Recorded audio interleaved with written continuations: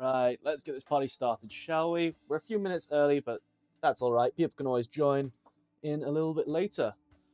Right, first things first, how is everyone? I can see Sunny, who's the first time I've seen you here, bud. Welcome, welcome, welcome. Jormungand, Ben, how you guys doing? I hope you've all been having a good day. I apologize straight away for not having too many streams lately. I think it's been like a week since I last streamed. Hey, Thomas. Yeah, it's been about a week. I had the flu, and then I also had my family over the week before that, so we've been all over the place. I was also waiting on some inserts to arrive, some CNC Kitchen inserts. So shout out to Vector 3D and Vector 3D Shop, because that's where I get these from. And Adam's been really, really good to the project. He gave basically all the ones that we needed to get the original prototypes for V2 sorted, and he just gave them to us. It was really cool. Hello, Jack. Hello, Alex. And hey, Sunny again. Flu has been wreaking havoc in my household also. Yes. My mum's also down with it. She came all the way from Kenya to come see my sister, because my sister was having some issues that she needed to get sorted out. Hey! Fabreeko's here. I'm guessing it's either Shami or it is Hector. It's either Shami or Hector in chat. Right, good to see you here, bud. Good to see you here. Right, before we go any further, who's going to volunteer to be my countdown timer, to do the countdown timer for the first giveaway of the stream?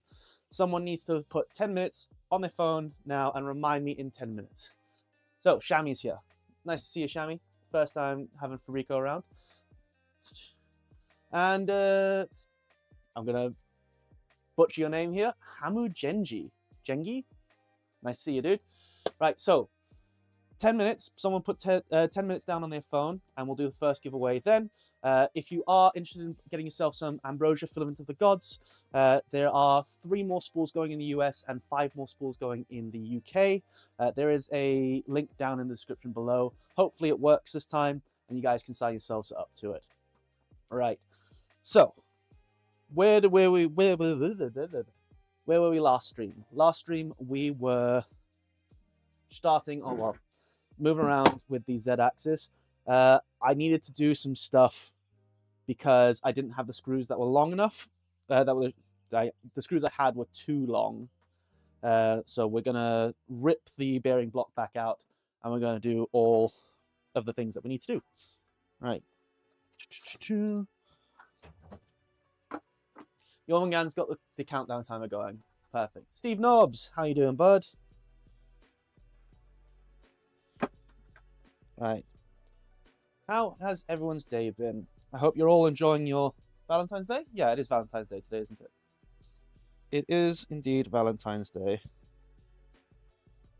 As you can tell, I've got no one to spend it with except Brisket, because Brisket's the best person you can spend any time with. Vinny, how you doing, bud? Last stream hadn't started building yet, and now I'm about 90% done. You may still beat me. Yeah, I always work on like an 80-20 rule. If anyone's ever heard of what the 80-20 rule is, 80% of a project takes 20% of the time to do, and the last 20% takes 80% of the time. That's kind of what we're going through with V2 and V1.6 at the moment.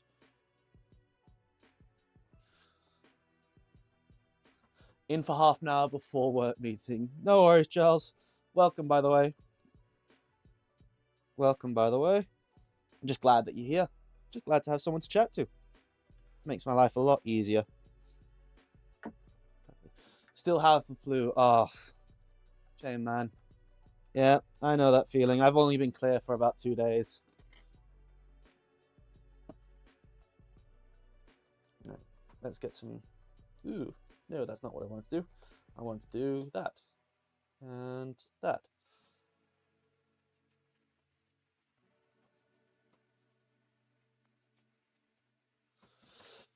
Just bought my V2 last summer. Just finished it yesterday. Was running for months. Oh, sweet.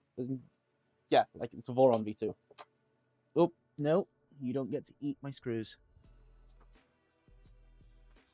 Oh, cool. Yeah, I've been I spent a little bit of my time with the flu because you can't just stay in bed all the time. You just feel awful if you stay in bed all the time with the flu. I'm genuinely one of those people who thinks it makes you feel worse. So I was doing some work on the Trident. And so the Trident's now printing kinda all right now. I spent a little bit of time tuning it. It's got to a point where it's consistently laying down a first layer.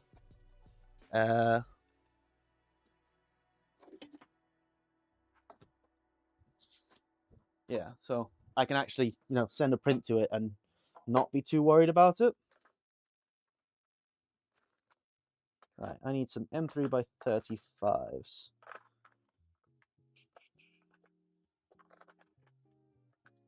M3 by 30, 3 by 40. I bought a load of M3 by 35s recently, and I don't know where they've gone.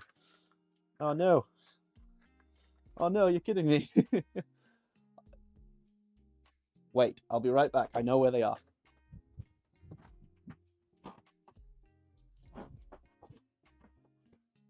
Got them. I forgot I had them at my desk. I'm enjoying very much my Milo. Just serialized a few days ago. Nice, nice. What serial number are you? We're up to like 148 now, I think. So I made the video talking about like the open source stuff like 2 weeks ago, and we've had like 20 serials since then. How did you buy a V2? It's not released yet. He's not talking about a V2 Milo. He's talking about a Voron V2.4. I'm assuming it's a 2.4. It could be anything.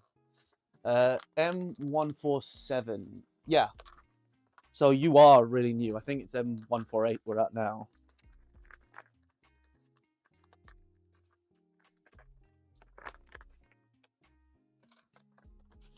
Right. I'm going to move this one out the way. No.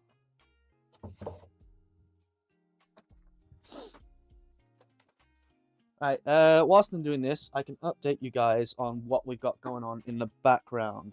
So, Bright is just about finished with the documentation for Sila in terms of the wiring diagram side of things.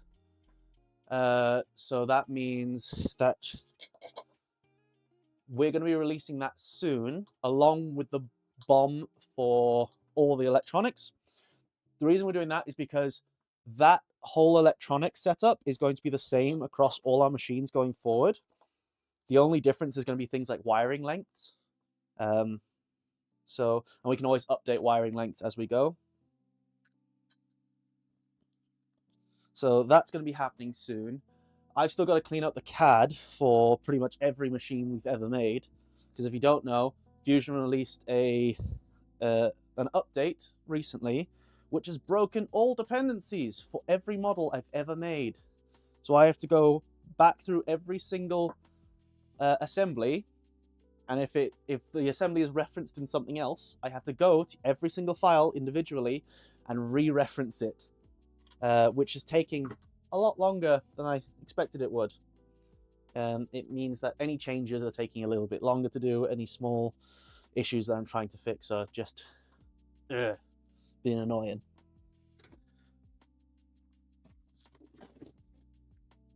Right. So that's pretty much done there. And then we need some thrust bearings. Thrust bearings. Perfect. Hey, Henrik. How you doing?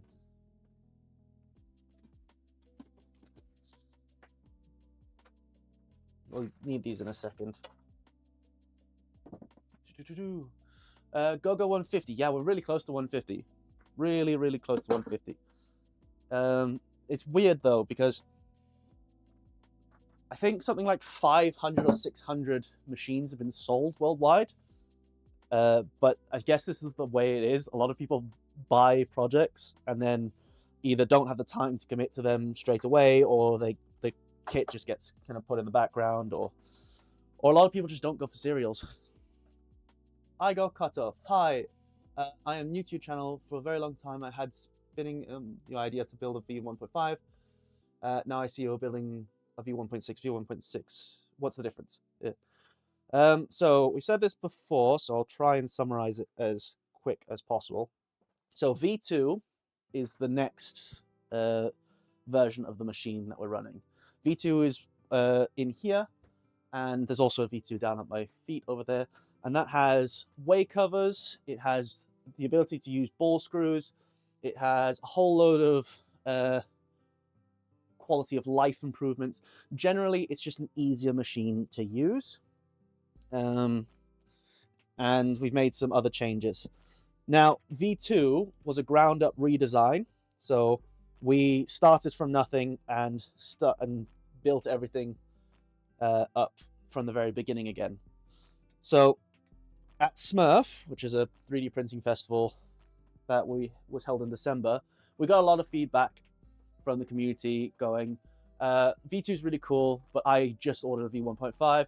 So what we said was, okay, what we'll do is we'll take as many features from V2 and we'll put them in a V1.6 design for you so that you can upgrade the majority of the components and get the majority of the quality of life stuff from V2, but on the V1.5 platform.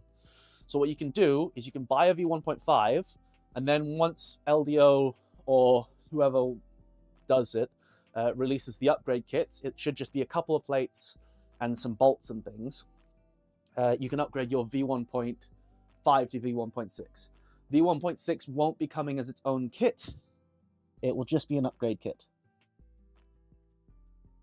What I mean is, as in it won't be coming as its own kit, is it won't come like a V1.5 kit. When will Atlas and V2 be released? Atlas is still just the Y-axis at the moment, so that's going to be a long time. Basically, work on Atlas is suspended until we get V2 and V1.6 released. So Atlas is kind of going to be either, it's going to be probably released mid next year. But the cool thing about Atlas is that you guys get to have your own, you get to have your say in it. Like, I'm going to be doing these kind of streams, and you can tell me what features you want, what features you don't want, what kind of price you're looking at, stuff like that. And that's just cool. You get to see the behind the scenes stuff. Jormungand is saying time's up. Okay, time is up. I'm going to give you all one more minute. One more minute. If you haven't done so already, there is a description at the very bottom. Well, sorry, not the very bottom. There's a link in the description for your chance to win a spool of filament. This is Ambrosia, Filament of the Gods from West 3D. There's 3 spools left in the US and 5 spools left in the UK. If you don't live in either of those regions, but you have a friend that lives in that region, let us know, and then we can try and organize to get it sent to them. Right, you have 1 minute. 1 minuto. Right.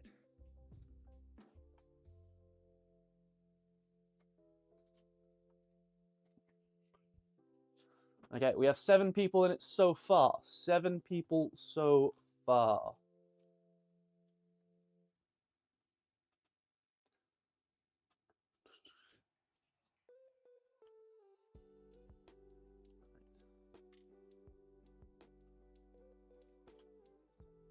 Hey Phil, how you doing?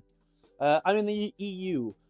If you have a friend who lives in the UK and you want it shipped to you, give us their address. Basically what we're going to do to you is, what we're not going to do to you specifically, whoever wins is going to get an email from whoever the provider is. If you're in the EU, you might get an email from Dave, and then you can organize it to be shipped to a UK address.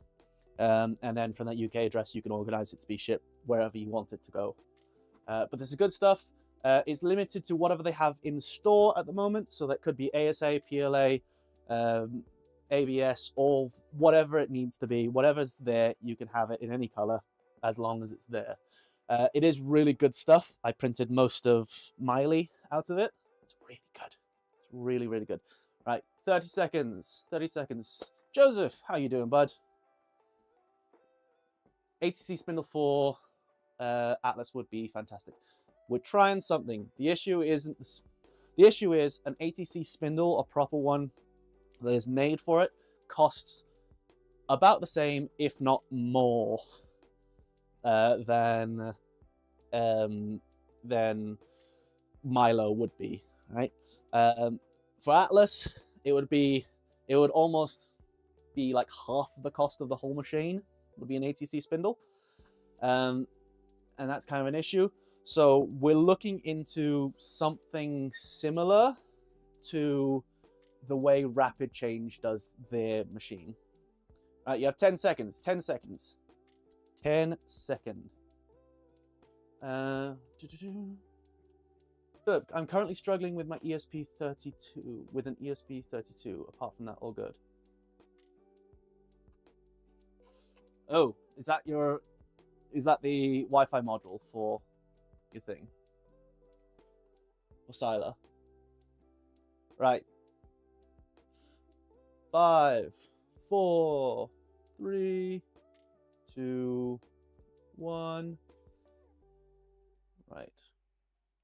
I say that, and I don't remember where the settings are to stop receiving.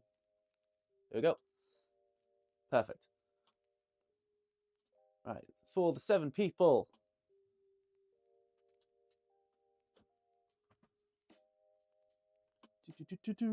I need my keyboard. I'm also going to put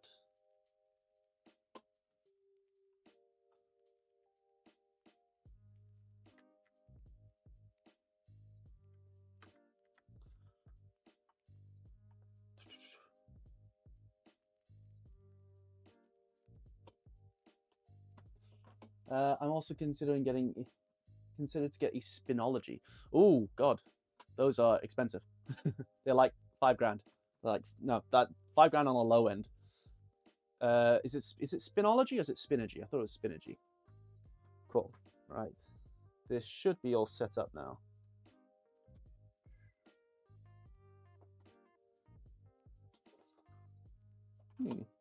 It is not set up. Hold on.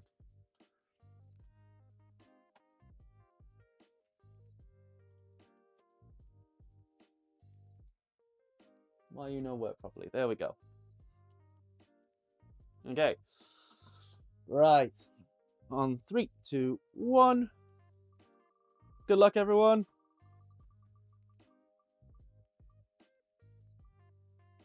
Perfect. So, that is David Waite. Well done, David. Well done. You've won yourself a roll of Ambrosia Filament of the Gods. Yes. Well, I'll make sure you get an email from whoever is appropriate to you in a little bit. I'm guessing you're in the UK, so that should be from Dave from DMS. If you are in the US, that will be directly from West 3D, from someone at West 3D. Ego cut off. Very close. Almost. Nearly there. Next time you'll get it, I swear. Who loved my odds there? What? Oh, he's deleted the message. Yes, Spinergy. M Much, for me, I don't mind if it doesn't change automatically by itself, but having the ease of swapping the end mills over without having to undo the collet nut would be nice. Yeah. The issue is, I've seen like there are spindles that do that. They have like a lever that you can crank up, but they're more for routers, and they have really, really bad run out. The run out on them is terrible. Yeah, power drawbar would be another thing, but a power drawbar is not cheap, and it also limits people. It also limits people in the fact that they have to buy a compressor a lot of the time. Carver Air has a quick change like that. I want to get a V2, but on the other hand, I also want to wait for Atlas. Get both. V2 is going to be a thing that happens in like a year and a half. Sorry, no. Atlas is going to be a thing that happens in a year and a half.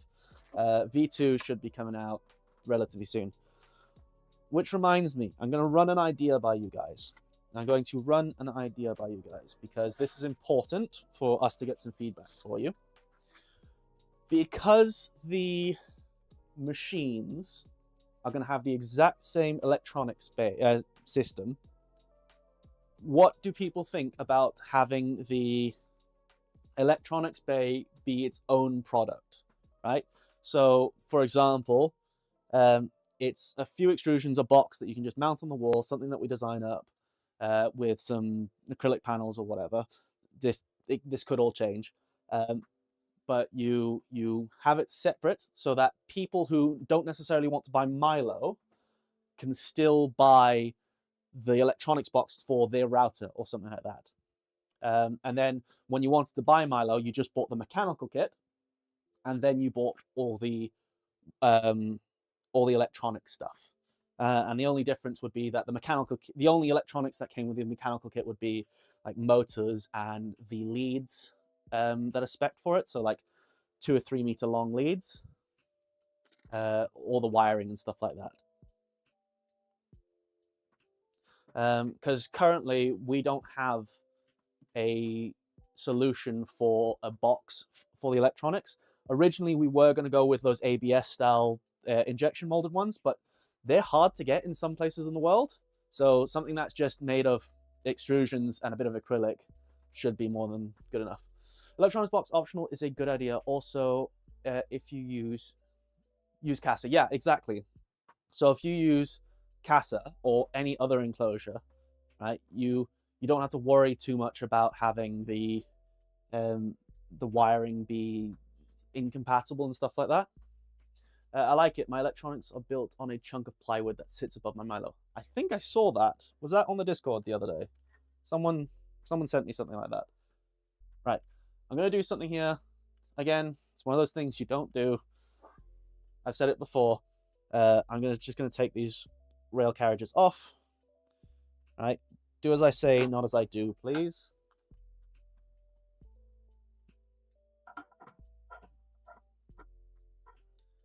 And I need some. Not recently. Cool. What do I have 2 styles of clamp. Yeah, I use the LDO clamps. I didn't use the other ones. I just wanted to make sure that I'm making consistent decisions of what parts I'm using. I guess a large portion of the people buying Milo also have 3D printers. Seems like an easy solution to just let people print their boxes themselves. Yeah, exactly. This is why we had a PIF channel very early on. We had, if you don't know what PIF is, it's printed forward. It's whenever, if you don't have your own printer, you can contact someone through PIF and they'll give you a decently priced quote for the printed parts. The issue is that PIF for Voron made sense back in the day because not many people had printers that could print ABS. Nowadays, almost everyone can print it. Almost everyone can print it. And there's a lot of competition out there as well because you've got companies that do it. You can buy a kit from Fabreeko for the printed parts. And they're decent parts most of the time. I think, yeah, it is Fabreeko that has just started printing their own everything in-house as well.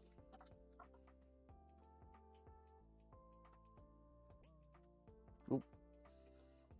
I've changed a bunch of the buttons around on on my Stream Deck, so everything's a bit... You're going to see a lot of that today. Do you think there would be an advantage in CNC machine of 3D printable parts, for example, titanium? Or do you think there would be an advantage in CNC machining of 3D printable parts, for example, titanium or aluminium? I'm not too sure I understand the question. Do you mean using the CNC to make 3D printer parts? Or are you milling the 3D printed parts directly without modifying them? If you live near an IKEA, you can get a cheap enclosure for any small enough printer. Just get one of those large plastic shopping bags. Yeah, exactly. I'm assuming that's in reference to the PIF. Yeah, so we had a PIF, and then everyone printed. Everyone said that we needed a PIF. We put the PIF together, and then in a whole year, we got 3 or 4 requests, and they were all no-goes.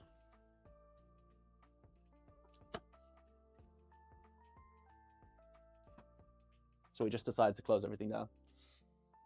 Correct, we have printed parts for the Milo. Yes, Fabreeko does. Also, if you don't know who Shami is, Shami works at Fabreeko. Everyone who works for Fabreeko, from my knowledge, is a really awesome dude. Hector actually got us started. He was the first ever person to sponsor anything to do with Milo. So big shout out to them.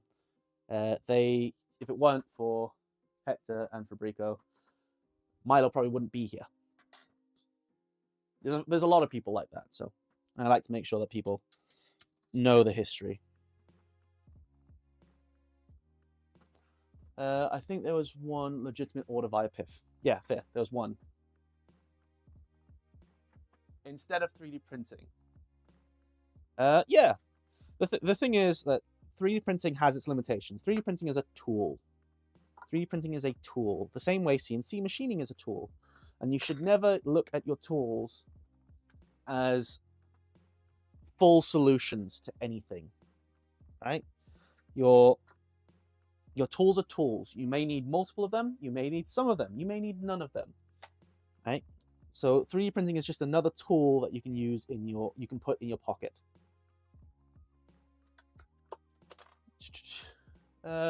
John Curtinesque. Hey Jake, how are you doing today? Watching as I'm doing some work. Nice. Yeah, I do that a lot. I just stick a stream on in the background. It's either a stream or a book.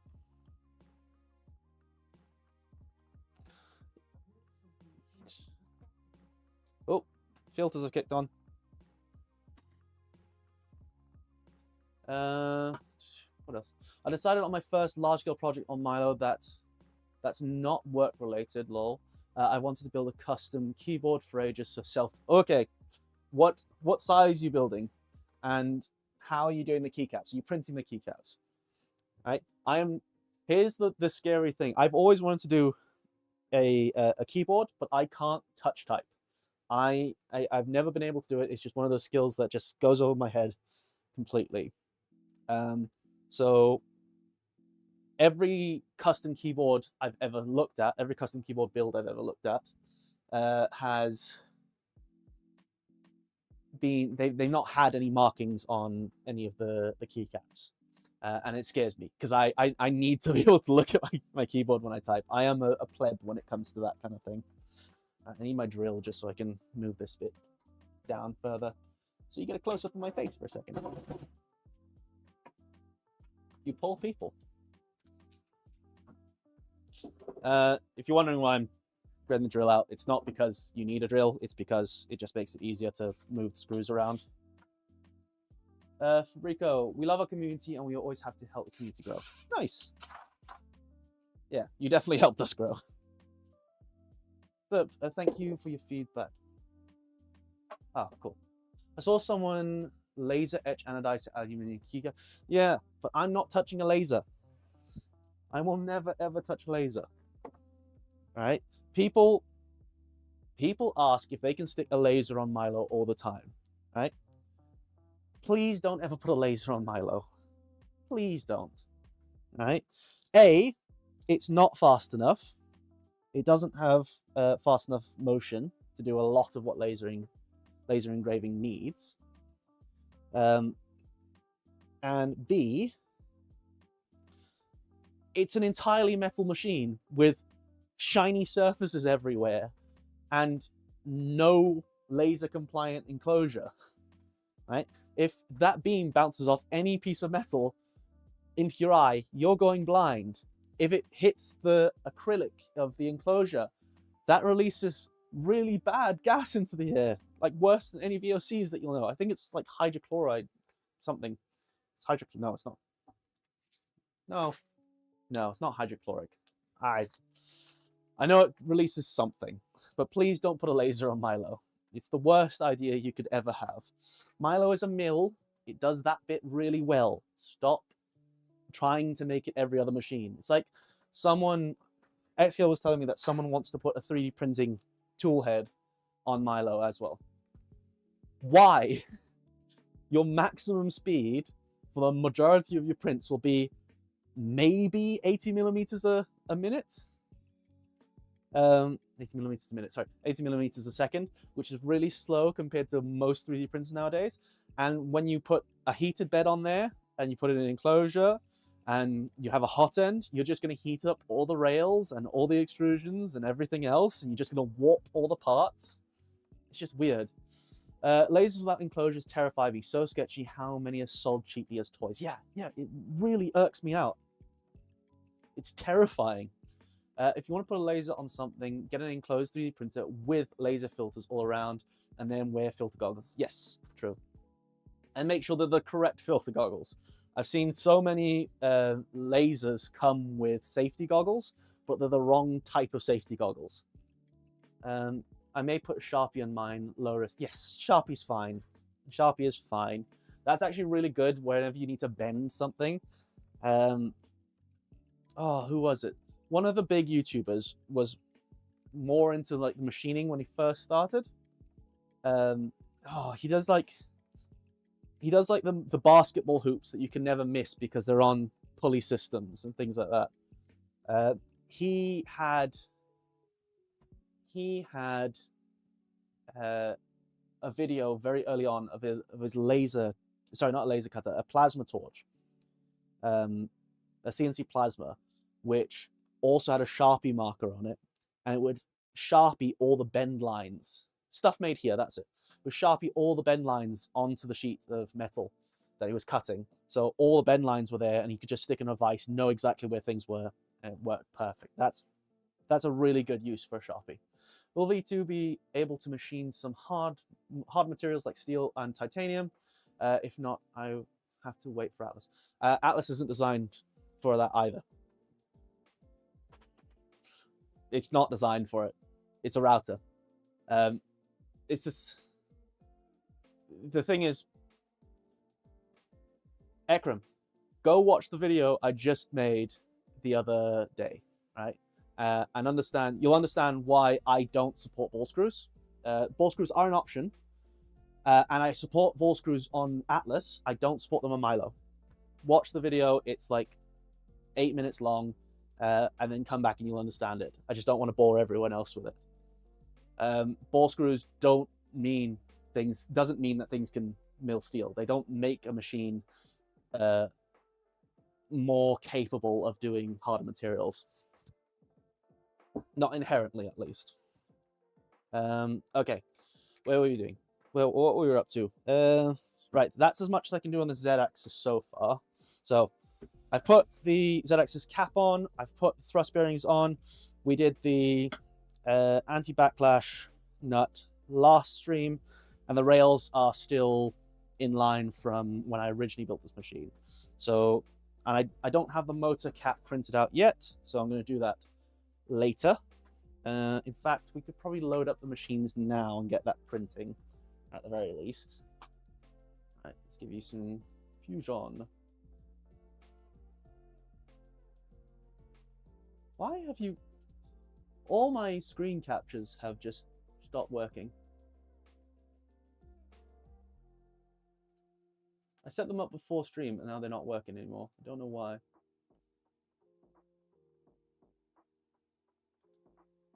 Oh, no, I don't want that.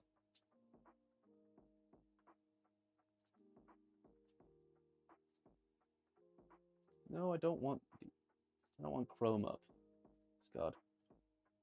There we go. Don't know why that didn't work before.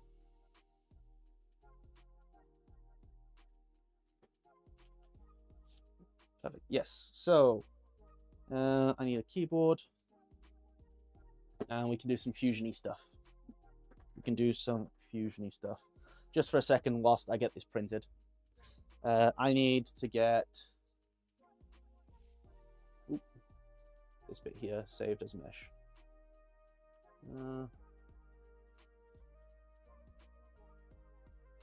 you might be able to see what I've been having to deal with lately.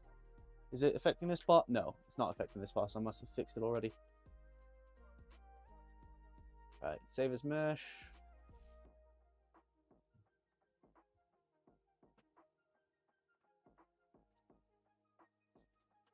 And then I can get it all opened up in Orca Slicer.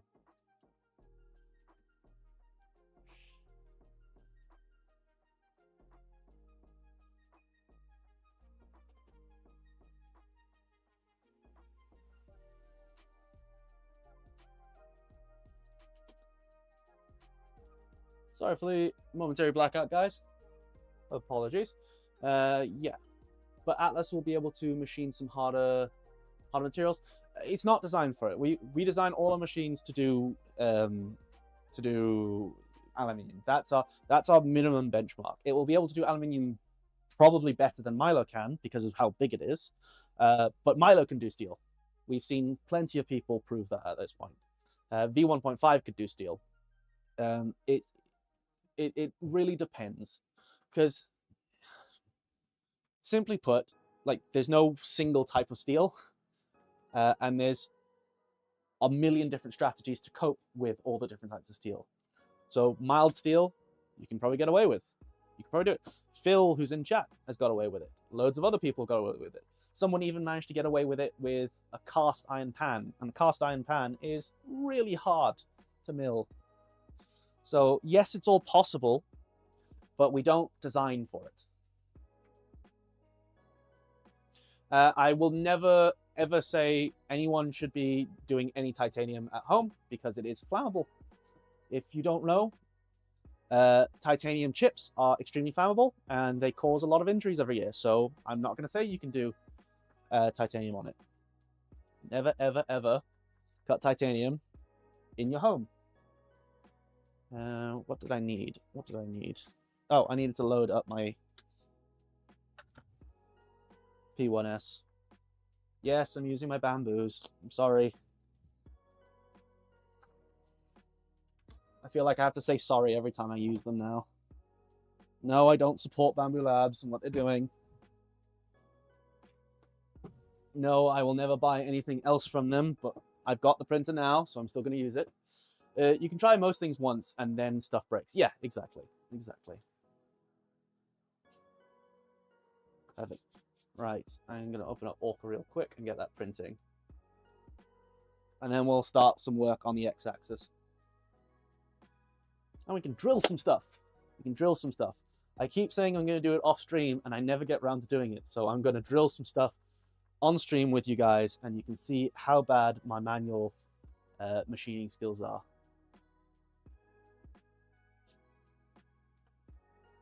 Ooh.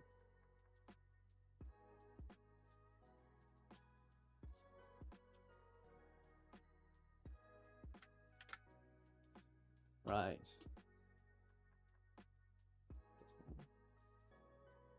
No, don't need that.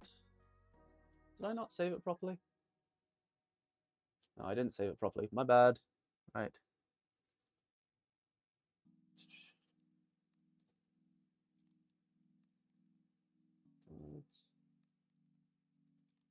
Yeah, it should be fine.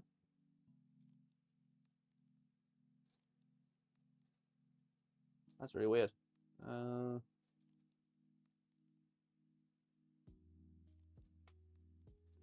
really weird.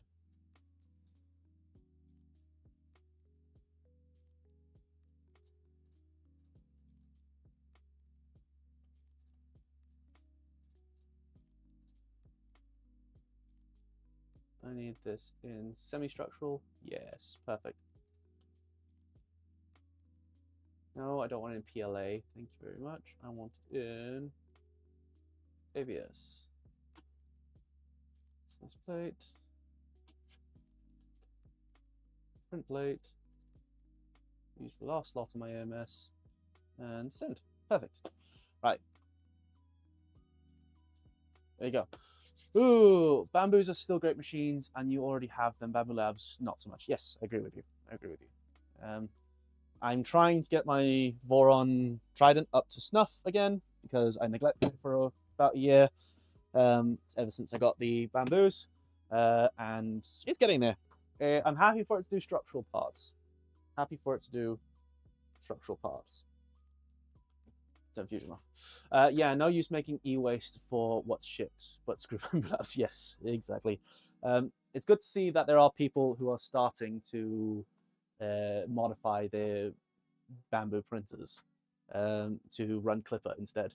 There was a few people who have started that project. Right.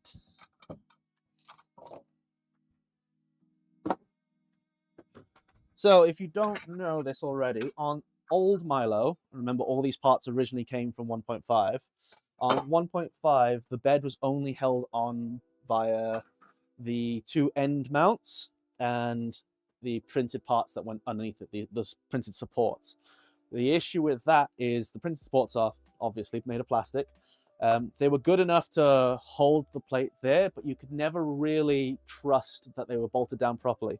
So the way we've got around that is by doing some blind joints. Now, normally a blind joint is perpendicular to the original extrusion, and you drill a hole through this side, and then you put some bolts, you slide it through, and bam, that sticks like that. We're not doing that. We're doing a butt joint with extrusions. We're going side to side, just like that, so they parallel together. Now, it might seem, okay, what? That's easy enough. All you need to do is drill through one side, slide it through, line it up, blah, blah, blah, blah. But lining it up causes issues because every time you move these to line them up, the inserts that go inside also move about, and it can get really, really finicky, and you end up having to push a big stick down and do it one at a time, and then organizing it all like that is a bit of an issue. So we've developed a way, which I will show you now, how to get around that. I'm also going to take all the rails off. This is the first time I'm actually going to take the rails off of V1.5. It's a bit annoying, but I don't want to get any chips inside the carriages by accident. I actually plan to process grade 2 titanium. I have 40% machinability. It has 40% machinability, harder than 4140. I've said my piece. I don't support milling titanium at home. I think it's dangerous. It's highly flammable, dude. I would not do it.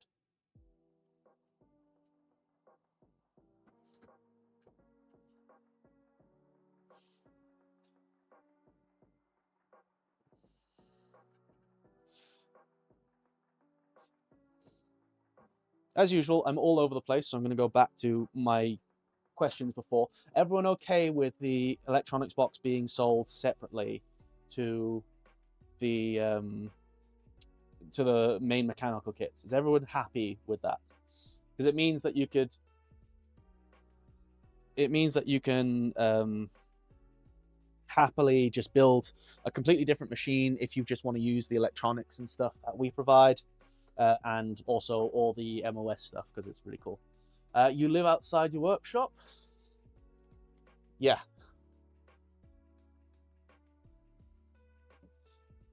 If your workshop is like a shed in your garden, I still wouldn't do it. And you're talking kind of industrial levels. Michael, who is in chat as well, M Much, he uses those machines for work, right? He uses them to produce parts all the time. Milo is more than capable of doing that.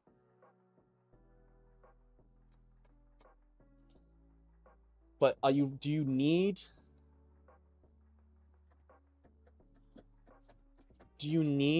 to be able to machine titanium? Is it an inherent need? What parts do you need out of titanium?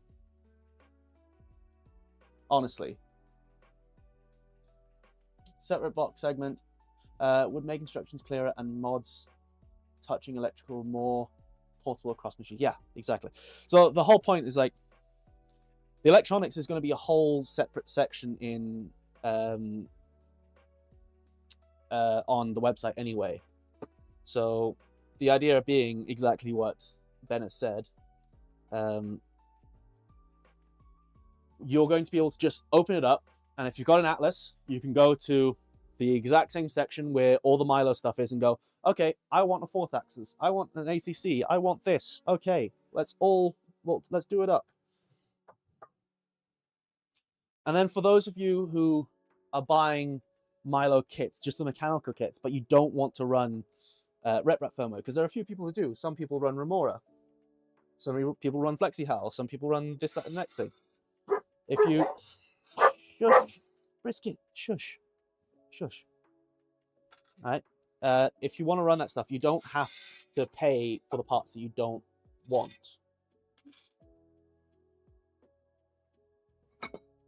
Small parts for bikes. Yeah, fair. I'm not gonna say Milo can do titanium. I'm not gonna lie, but I will say that we design all of our machines to be capable of aluminium. And steel has been done on them, but I'm not gonna support any machining in titanium.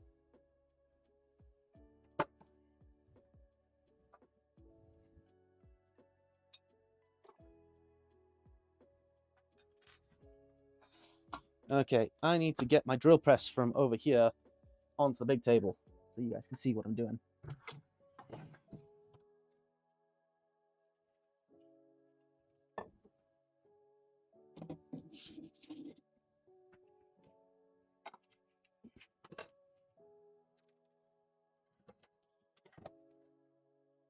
Right.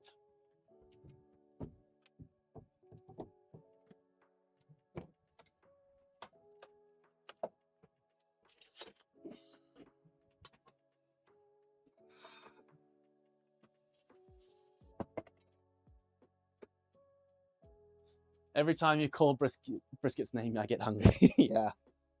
I'm sure he gets hungry too. That dog can eat. Hey, X-Scale. How you doing, bud? Yeah, but it's in an office with sprinklers, fire extinguishers to hand, etc. Yeah, exactly. I think you and the guys at Belfast Uni. Is it Belfast Uni? I forget which one it is. One of the Irish universities are the only people I know who use Milo in like a semi or full production environment. Everyone else is a hobbyist, as far as I know. There was a guy who reached out to me who was making modified kits for V1.5, and they were, if you've seen the Mellow kit for Milo that came out with all the CNC machine parts, then you kind of get an idea of what this guy was making. And he said he was going to send me a bunch of parts over, but I completely forgot to get back to him about it. There we go.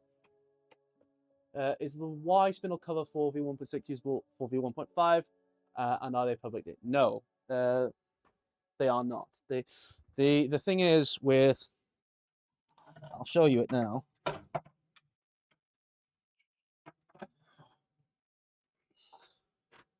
Right. So let's go over to the webcam. So the reason we have one of the reasons we have these extra pieces on the side is because in order to get the length that you need when this is fully extended, right, every new section makes it thicker and thicker and thicker, right? So you need to have these bits on the side to support the sides of the plate. And so unless you have these STLs, which don't fit on normal 1.5, you can't run the covers. It's a bit awkward, I know. You won't have to wait too much longer, just a few more months. And then you'll get to be able to do whatever you want with your machines. Hardest steel I've done on mine so far is tool steel, modified a collet chart, so nothing too spicy. But yeah, always watching it just in case. Yeah. The spindles are too quick. The spindles are too fast on them. Yeah, although I brought the machine myself for personal use, I saw a benefit at work, so took it there and it's been brilliant to use and has made workflow much easier and quicker. Cool. To the point where bosses are thinking of buying some for work officially. Nice, nice. Let us know. Let Dave know. Let Dave know. I might be doing some consulting work, some consulting / support work for Dave in future, just to tide me over and help, you know, keep myself going. So I might be going. If you get in contact with Dave about it, we might be able to supply you a load of them, and I can give you direct support as part of my job. If your work is kind of looking for that.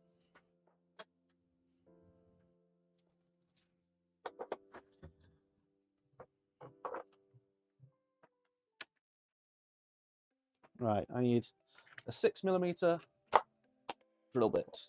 This next bit.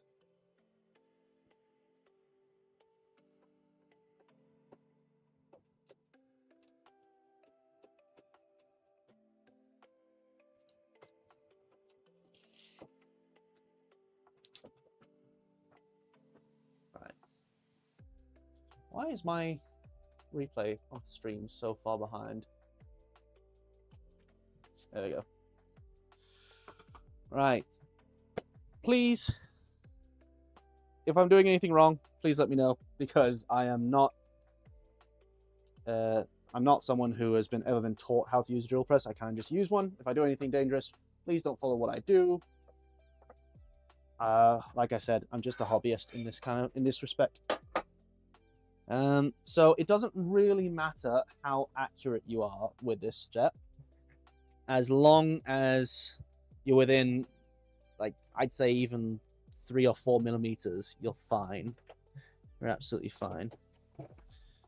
But I'm going to mark off a section on each of these endpoints that's around about 50mm from the edge.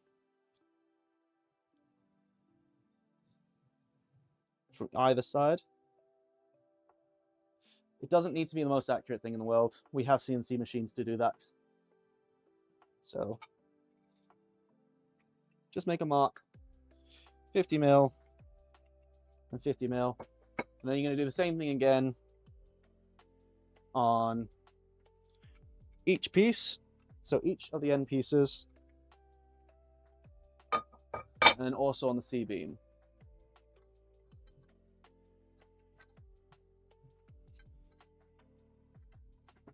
Perfect.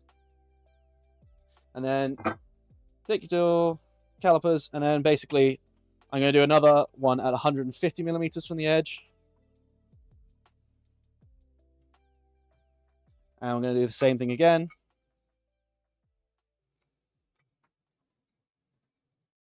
Using calipers for marking. These are my cheap calipers. These are the calipers I use for marking. What's wrong with marking calipers? Actually, I've seen professionals do marks with calipers.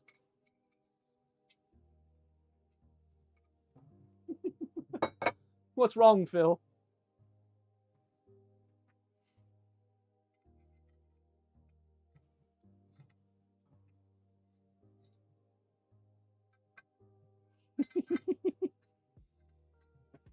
Right.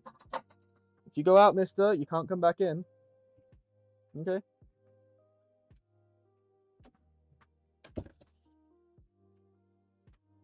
The cheaper the calipers, the better the marking. Exactly. Exactly.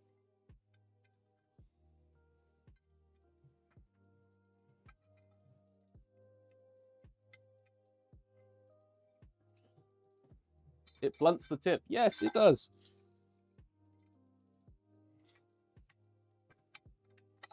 And using end mills blunts the end mills. Doesn't mean you're not going to use them. I feel like I'm triggering Phil so much.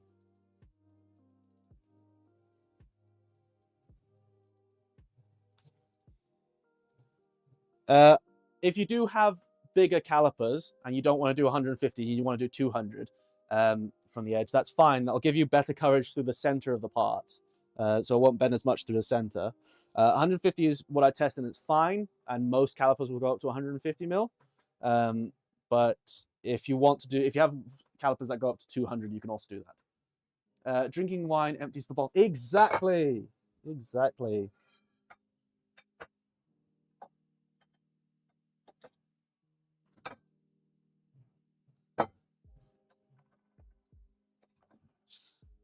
Right.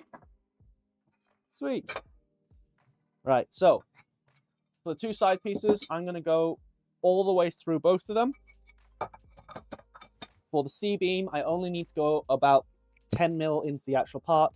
You don't need to go all the way through. So basically, when you feel that first cavity open up, when the drill press goes through the first layer, that's when you can stop.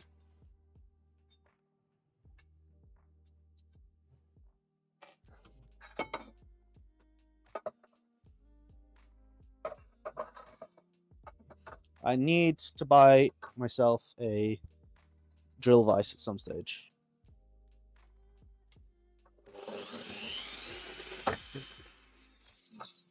I'm going to mute my mic before I do that proper. Muting in 3, 2, 1.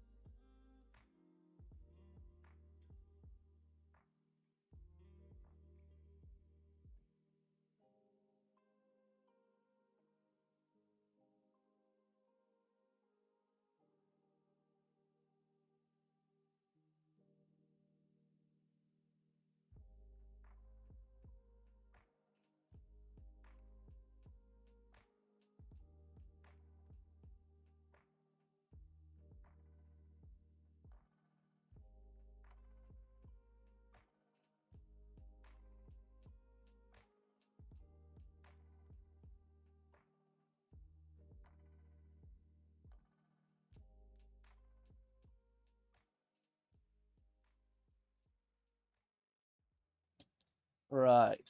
Safety squints for the win. Yes. I do have safety goggles, but they're behind this cable. Oh, yeah, I'll go get it.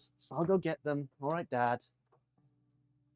Yes, you do. Drilling without a drill vise is not really safe technically. Yeah. It's such a long lever that you have a good amount of control. But yes, again, do as we say, not as I do. Right, I've got things now. Right, so that should leave you with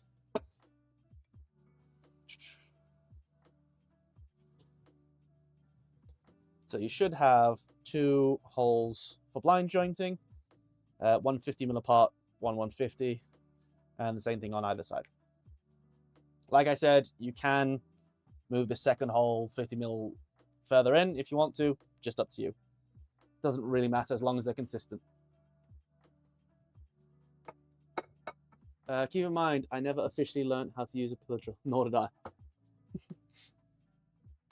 Nor did I. Right. Muting in 3, 2, 1.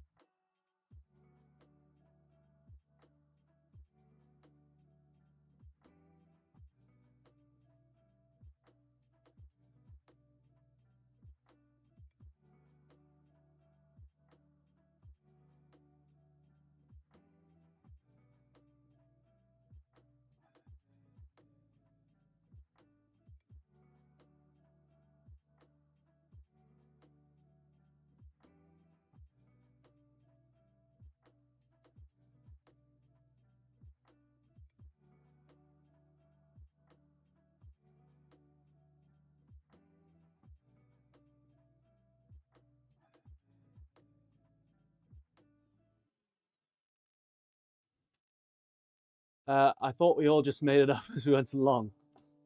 Jormungand, this is the way. Yes, it is. Hallelujah, I think my ESP is cooperating. Nice, nice. Did you ever get your the Milo board to work with your Siler? Because I've got one, but I can't get it to work.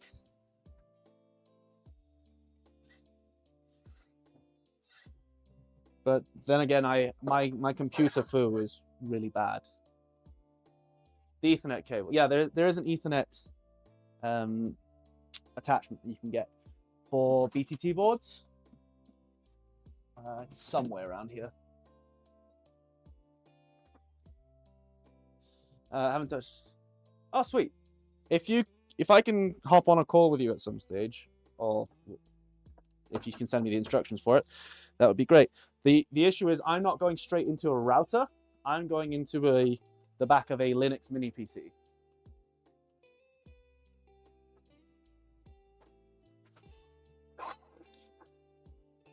So it's not connecting to a network. It's only connecting to another PC.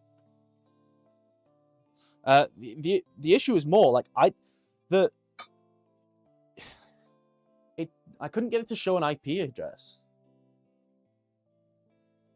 I couldn't get the board to show an IP address with the Ethernet enabled. So there's no way to connect to it. Like, it was showing that it was connected to a network on the PC side of things. All right. Mic off in 3, 2, 1.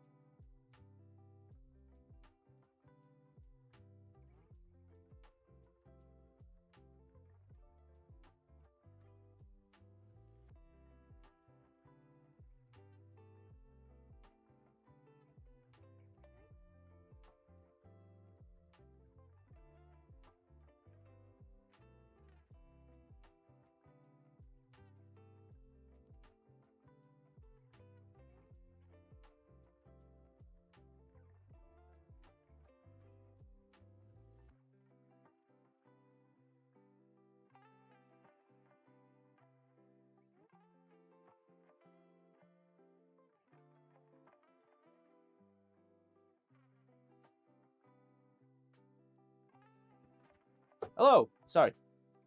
At scale for everything 100 megabit less you do. Is that for a crossover? Yeah.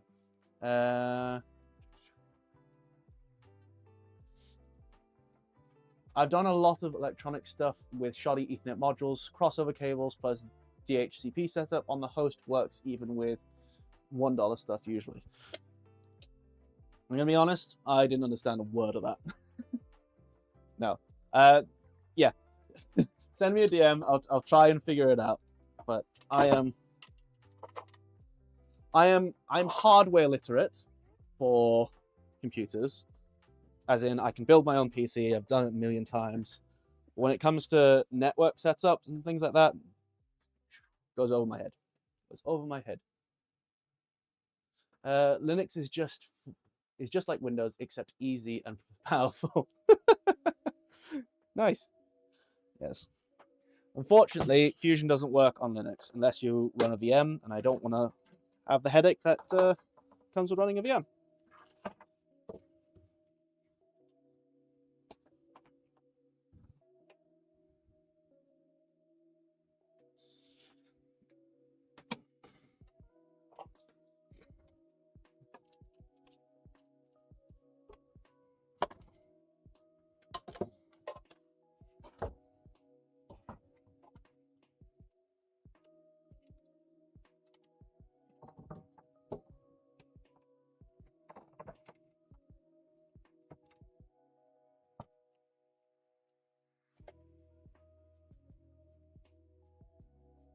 All right, I'm gonna have to vacuum the chips up.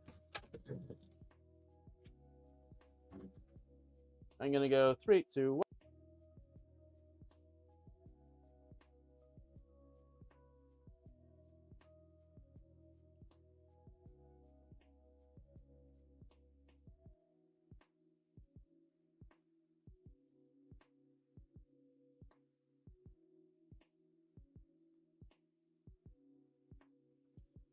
Right, that's the hard part out of the way. Right. Fusion is enough of a headache itself. How do you transfer NC files to your Linux machine? Simple. Simple. I use the web interface. The PC that I have here is connected via Ethernet, and because it also has a network adapter, it means that I can also connect to the network that Milo broadcasts. So all I need to do is do my cam on this computer or the computer I have in my bedroom, which is the one I use normally. I do the cam, I send it via the web interface, via DWC, and then it shows up on the DWC web interface that I have on this computer. This tablet, sorry, not tablet, this computer, right, the BTT one, only hosts a web interface. That's it. I don't even have to change networks. You can connect to an Ethernet network and to a Wi-Fi network so long as you've got 2 different adapters. So if you're, it's the same with Wi-Fi. You can connect to multiple Wi-Fi addresses if you have multiple Wi-Fi cards, and just get Wi-Fi from whoever the fastest provider is, whatever the fastest provider is. So I literally just have a hardwired connection that goes to the outside world, and because I don't want this to ever be connected to the internet, I just connect to the network that comes off of the ESP32 that's in here. So I'm connected to both at the same time. And it just works. It's the easiest way I've seen it done. Brisket, you gonna come? All right, give me 1 second. I'm just gonna go check on Brisket.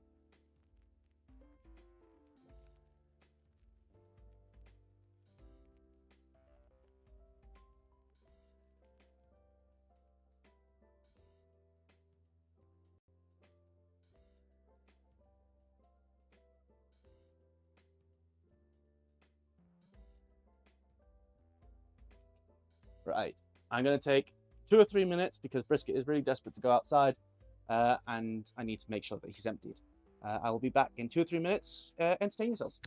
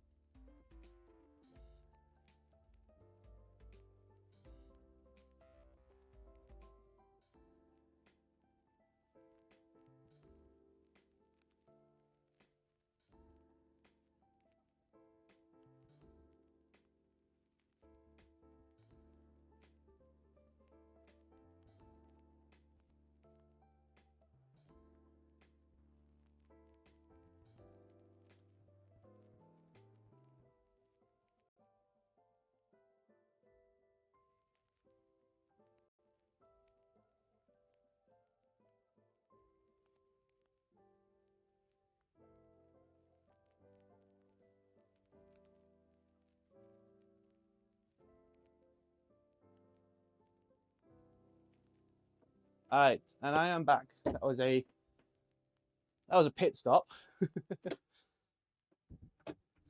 Perfect. Weird. I need to figure out why mine doesn't do that. When I unplug Ethernet or shut down the machine, it connects to Wi-Fi. Yeah, that's really weird.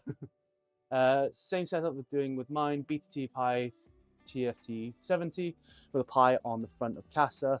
Although I am adding a front panel USB port, so you can do that. Yeah, the Pad 7, which I'm running, has front panel USB A and C. So the USB-C, I haven't managed to get it working on the Linux distro. So that's been an issue. But yeah, you can just use the USB on the front. It also means that you can run a camera through it. Although Manjaro, I'm running Manjaro Linux on this. Manjaro has been a bit of a nightmare, so I might be moving back to PiOS to get that working. Yeah, I had Raspberry Pi OS installed on there. I actually played some games on it because you can download Steam Link for PiOS. I was playing The Witcher on my CASA. It was really funny. Right. Anyways, back to what we were doing. We need to do some blind joints now. So the blind joints have been drilled, and now I can show you the way to do this without it being a headache.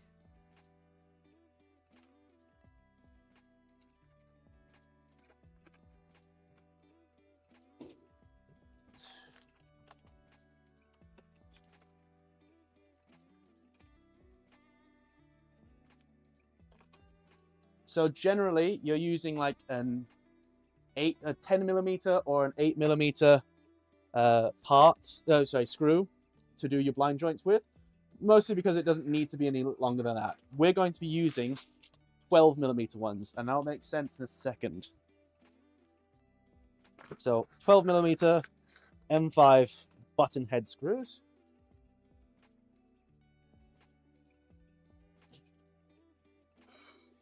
And those go, you gotta line up the hole of the T-nut with the hole that you've just drilled in the extrusion itself. And then we're gonna thread one of these in.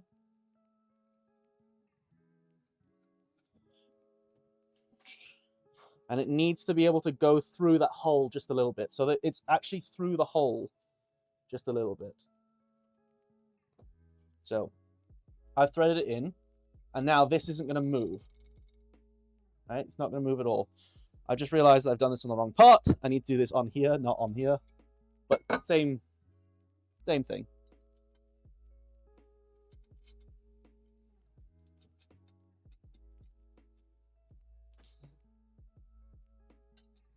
So that goes on there. It lines up with the hole, screws in, and it wasn't quite deep enough there. Giggity. Right, and now that's not going to go anywhere. And you do that 4 times on each side.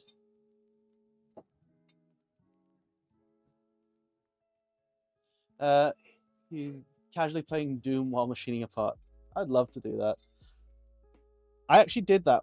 It is an old video on the subreddit, a very, very old video of the subreddit, of me running a full-size PC, a full-size laptop underneath the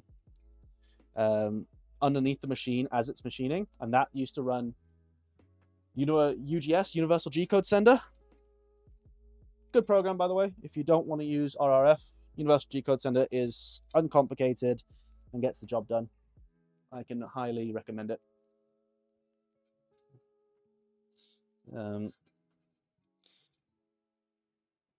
Anything over the hellscape that is getting Linux CNC set up, if you're not technical. Heavy Metal Doom, yeah. But yeah, I played like a cute few games of Apex Legends back when I was into that kind of thing on Milo as it was machining. So that now slides on the same way a normal blind joint would.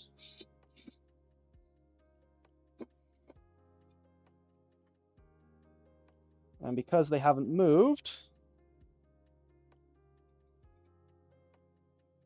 should be easy enough to tighten down.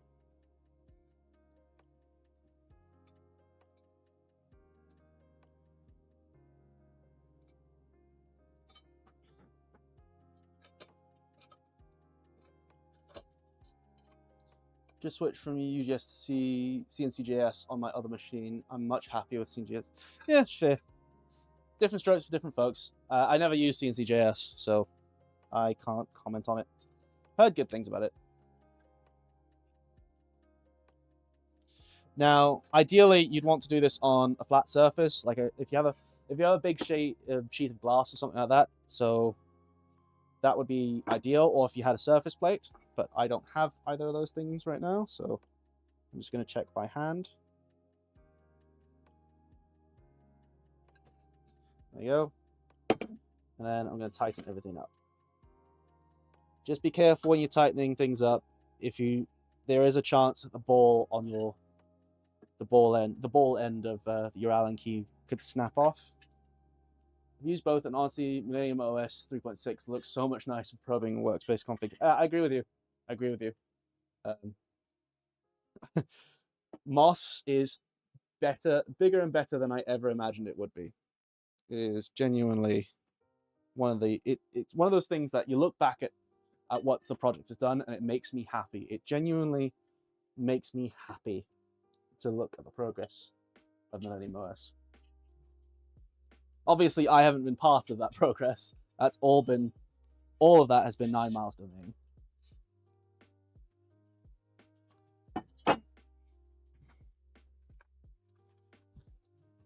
Which reminds me, if you do want to support any of the developers, not just myself, there are links found on the Discord to every single different developer who wants to put their details up. If you have some cash to spare, throw some their way. It would be really good for them. If you want to send some cash my way, so that I can continue doing the stuff that I do, continue doing all the development, and potentially start making this my full-time job, then there is a link to my Patreon and PayPal down in the description. If you don't want to do that, it's absolutely fine. Just having you here is more than I could ask for already. Visualization and stuff and such would be cool, but the probing alone is killer. There is a G-code viewer built into RepRap firmware. It is built into RepRap firmware. I just don't know how well it works with CNC mode.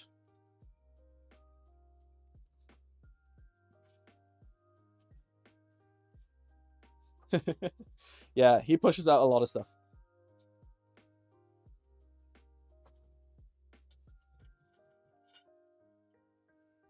Yeah, he's really quick with everything he does.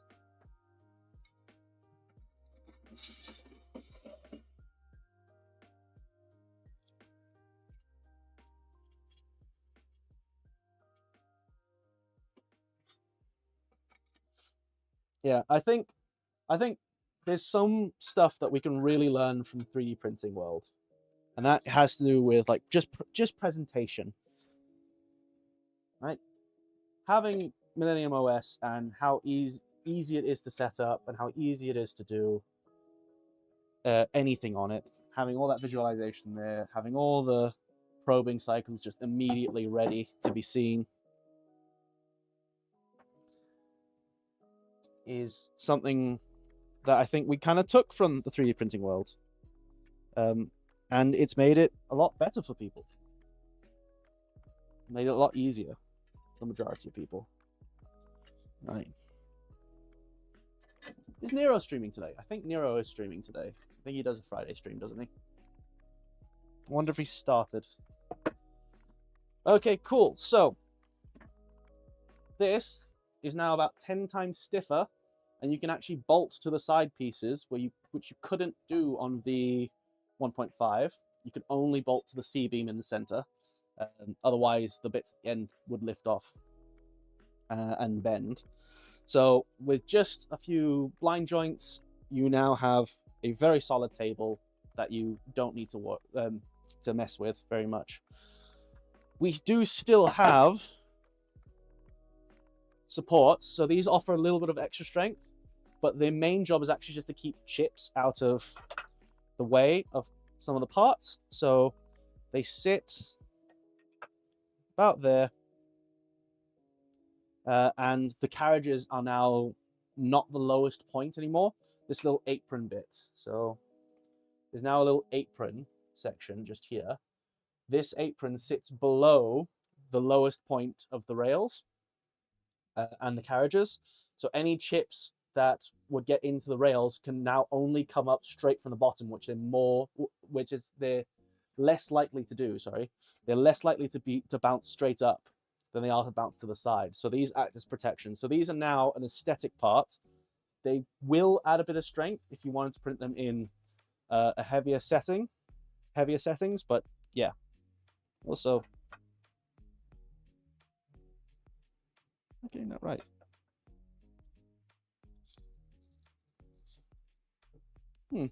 Strange. I gotta check some CAD real quick. Near stream yesterday, I don't think you will today. A pet feature I'd love to see, and if I ever get spare cycles, would be to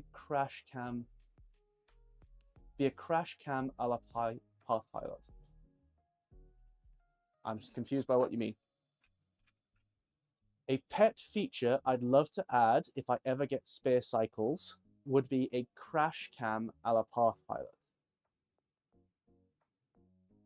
Huh? I'm confused.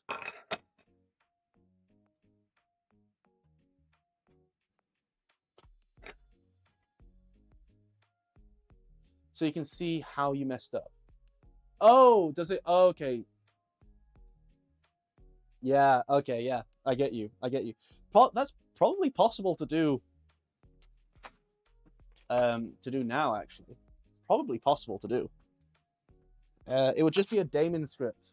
You just add to the daemon script, the daemon.g file, to hit an external trigger. An external trigger could save a camera going off, something like that. It's probably possible to do. I need to check some cam, because these seem a little short.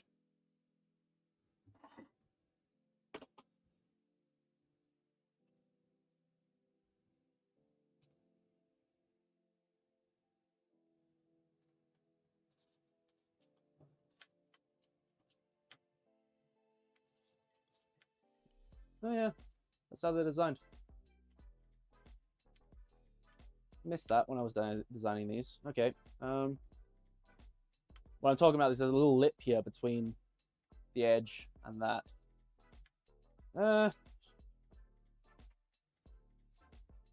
That's not too big of an issue. It doesn't cause any issues. It doesn't cause any issues at all.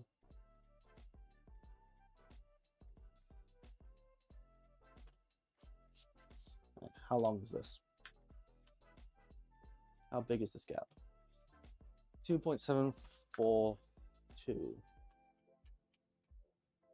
Okay.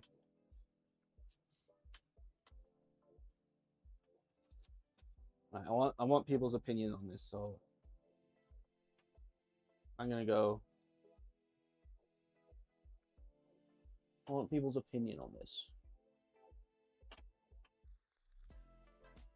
Right? Okay. Where's chat? There's chat. Right. So I missed this. It's not a big deal. It literally changes nothing other than aesthetics. It literally changes absolutely nothing. There is about a 2mm gap between here and the edge of that. Obviously, I'm going to on the edge of the extrusion, so it doesn't sit flush to the end of the extrusion.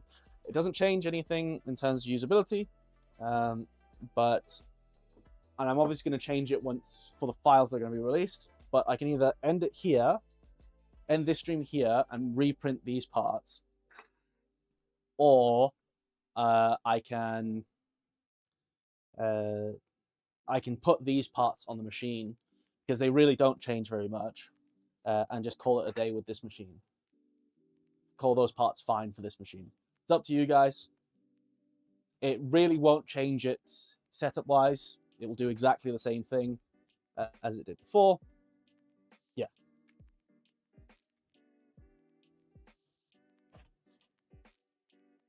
It's just one of those things that I need to put on the list of things I need to modify for the release. Go on with the parts you have now. Cool. Yeah, that sounds good. Ship it. Yeah. It's a really, really minor issue. Send it. Sounds good. This is completely coincidental, but when I was modifying these, I modified these from the V2 parts to make them fit, obviously. When I was modifying them, they're a different length as well. I figured out that instead of having to have two separate lengths like we do on V2, so on V2, the two at the end are the same, but the one in the center is different. So when I changed the cam over, I realized that you can get away with having 3 of the same part. Well, 6 of the same part, but 3 of the same part on each side. So that was a nice little accident, a happy little accident that happened with these parts.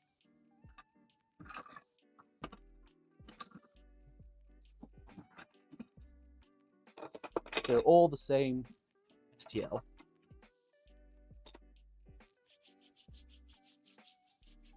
Right, we are at 17 concurrent viewers, but 14 likes. I've got to pump those numbers up.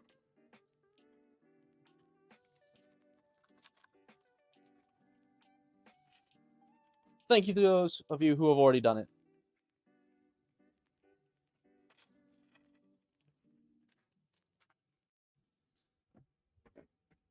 Right. Whilst I'm concentrating on things, has anyone had any more thoughts on videos that they would like to see? Because I'm on a bit of a kind of video roll, not roll, but like binge. I want something else to do. Currently, I'm working on the E-step calibration video, and that's going all right. Tramming and initial config. What do you want from the initial config? Because that's a lot of video to get together. And Moss Wizard kind of walks you through the majority of it already. Tramming, I want to do a feature highlight on tramming. So a design feature highlight on V2. Tramming on V1.6 is going to be a little bit different, but it's essentially the same.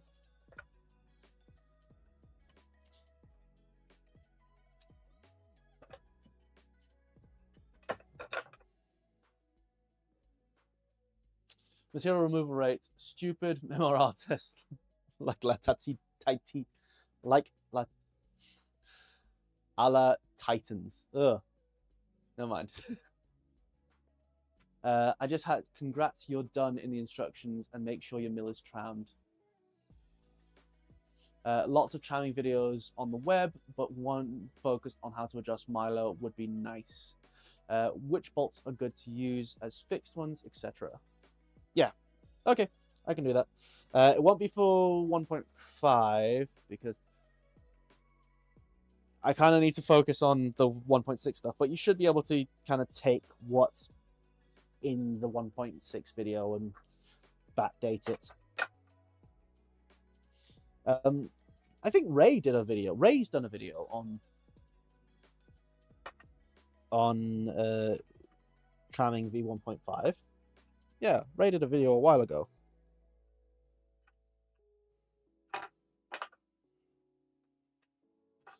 See if we can summon Ray. Maybe a VFD prog step by step for the LDO. Oh God, that is the worst part of any CNC build is programming it. The issue is I don't think I don't have enough understanding about it to begin with. I'm kind of just following a list of things that someone else has done when it comes to programming VFDs.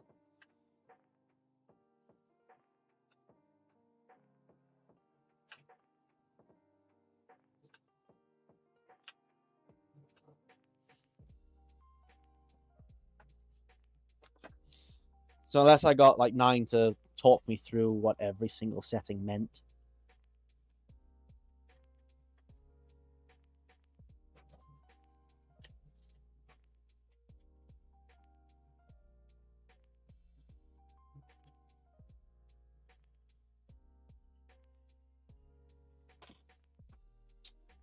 Found one how to check tram, but not what to adjust because the machine was trammed, luckily.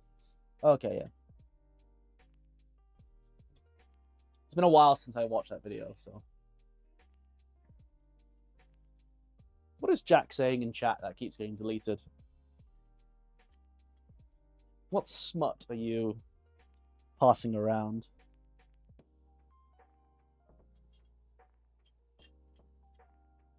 It doesn't matter whether Milo, and Atlas can't machine harder materials. I want to support your project. Oh, cool, man. Thank you. I appreciate it. I appreciate it. And like I said, it's your machine. You can do what you want with it.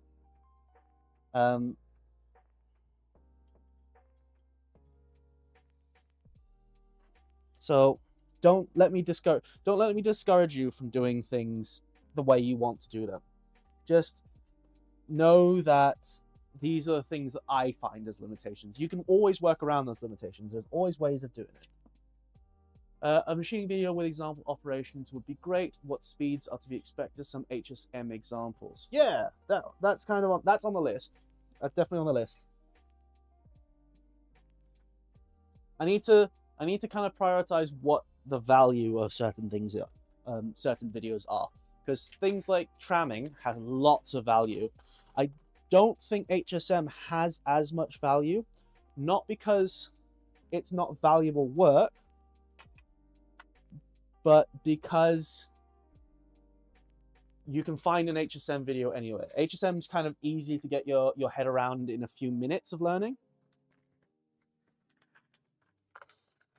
Whereas tramming, it helps when you see a video of someone tramming your specific machine.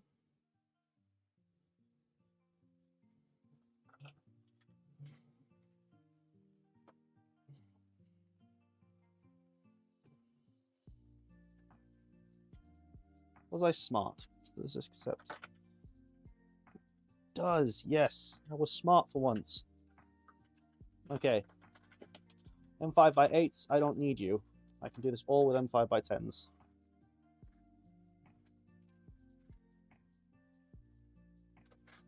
A tutorial would be nice. I'm learning to try to get to the point of getting a serial now, but tutorials seem to assume I know everything other than the topic. Yes. Tutorials are a really hard one to set up properly, because there is an amount of background knowledge that people kind of have to have. Because if you go from the beginning, you're alienating everyone who kind of knows a little bit of what they're trying to do. And it really doesn't take very much. It really doesn't take very much time to get to a point where you would feel annoyed by how slow the tutorial would be. You can probably learn enough in 2 hours of Googling to get a basic cam setup done. But I do agree with you. I'm thinking more step-by-step tour because of the body of knowledge. Yeah, yeah. A lot of the time it's not... Ooh, you just subscribed to me.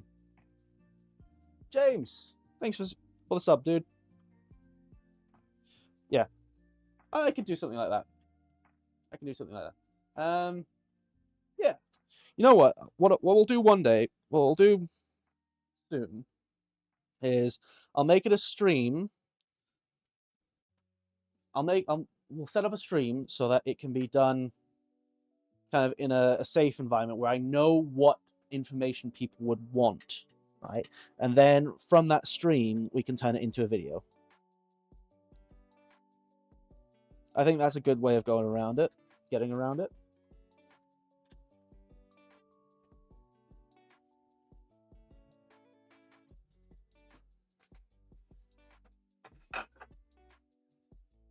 So if you wouldn't have to show up to the stream, obviously, and I'm not expecting you to watch 2.5 hours of stream, but I can at least get a kind of idea of what people want in terms of a knowledge base from the stream.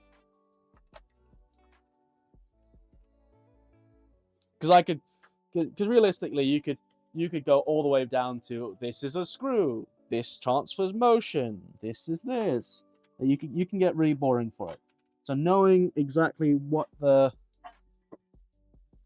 level of detail people want to go into live is going to be really helpful for me. It's like if you ever watch Modbot's videos, Modbot is really good at kind of knowing what people actually want to know versus actually going into fine detail about things, because fine detail can sometimes be just annoying to watch.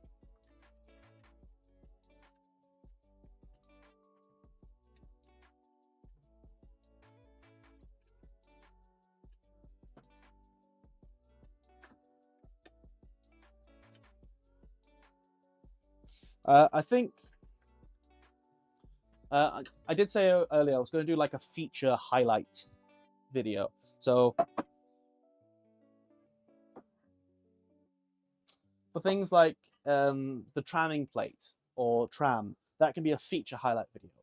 Things like tuning the anti-backlash nuts, that can be a feature highlight video, because it can be, this is the new feature, this is how it works, this is how you tune it.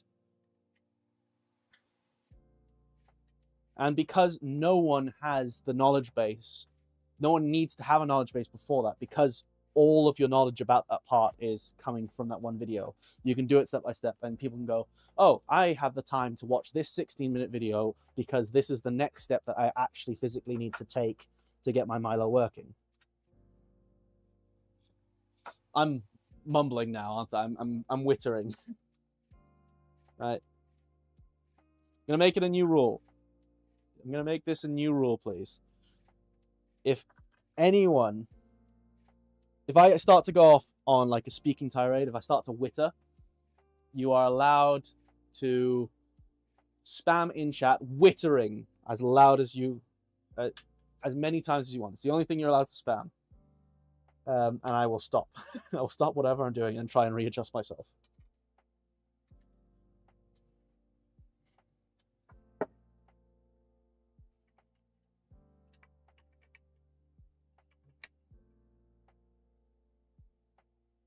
Good for building height too. Yeah, I agree.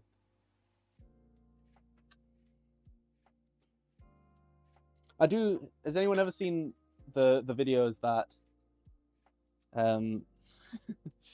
that Voron does every year? They do like it's not necessarily a Christmas one. Whenever they announce a new machine, they do like almost a music video about it, like a really calm, this is what this is type video. They did one for the Phoenix, they did one for the Switchwire. That's the only real thing that gets put on the Voron official channel.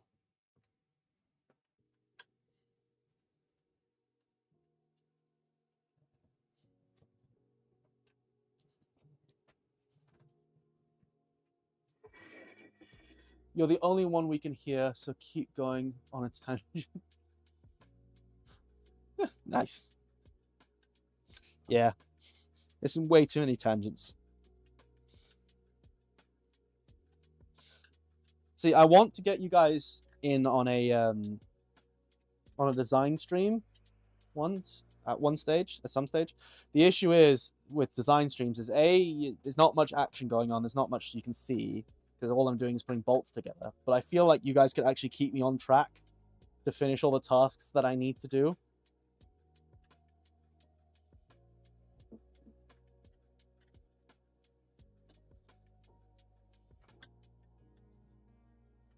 But then you can go the other way and you can say that everyone on stream completely distracts me.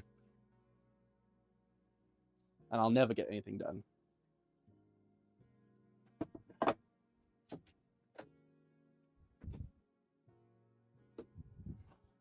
Just checking on Brisket. He's been quiet for too long, and that normally means he's done something.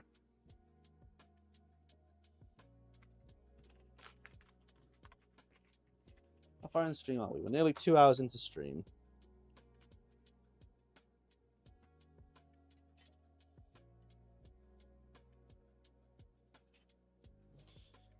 Right, Jormungandr, give me another 10-minute timer, please, for the next giveaway. And at the end of that next giveaway, we're going to finish stream. These streams are my ADHD relief that keeps me on track to finish my Milo. Yeah, when you're doing a project, there's nothing better than having some kind of white noise that you can put on in the background, where someone's speaking, and then you just get, it just hits different. ADHD people need ADHD people to look at to keep their ADHD under control. Yes. Yes, I agree.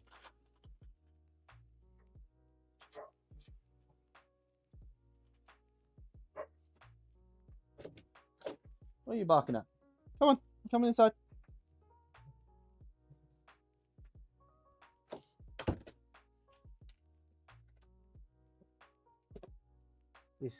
He's decided to come and grace us with his presence.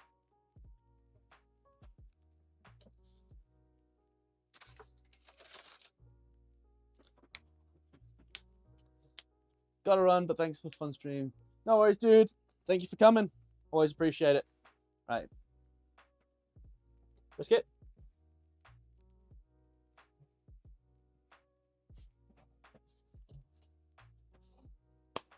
Cool.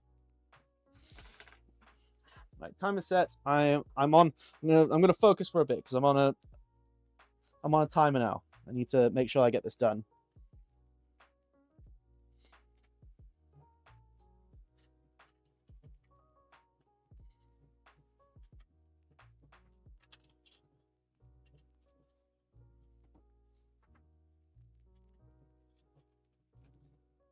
Right.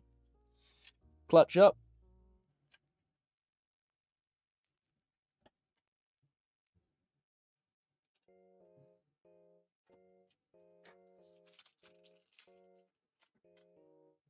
Bye, Brisket.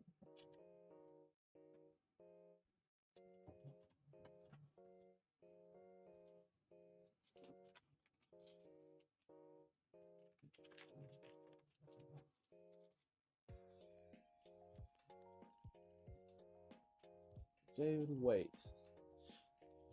David, wait. Are you still in chat? If you are still in chat, make yourself known, please.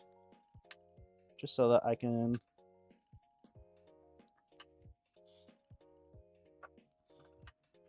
ask you about something.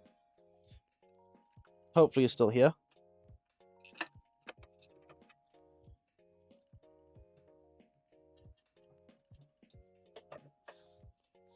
David, are you on our Discord?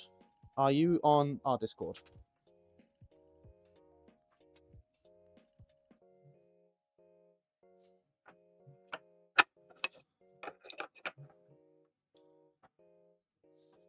Yes, I am. Perfect. Can you send me a DM with all the details that you entered into the giveaway?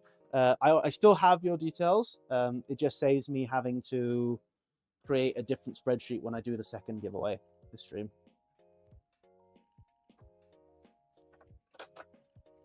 And then I can pass that on to whoever needs it. I asked all the questions I wanted to ask. Thank you very much for your answers. No worries, Akram. No worries at all.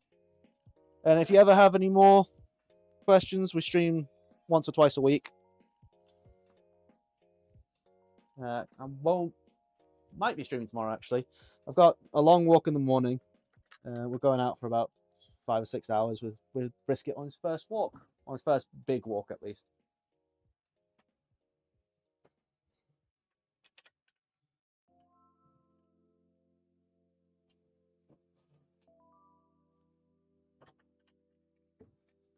Jormungandr, how are we looking? Or join the Discord, like Thomas said, yeah. Discord's an easy place to go to because you can get other people's perspectives on things, not just mine. Because I don't always have the same perspective as everyone else. I'm only human. So getting other people's opinions on things it's always a good idea. What are you doing, mister? Normanganda, how long do we have? Am I going to have enough time to finish these supports? Am I going to make it? Sorry.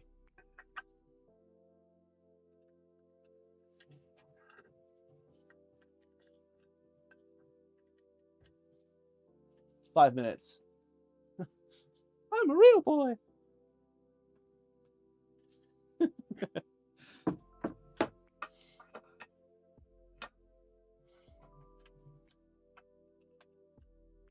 Nice.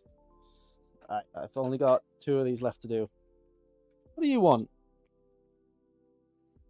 Just because you get 1 treat doesn't mean you get 5.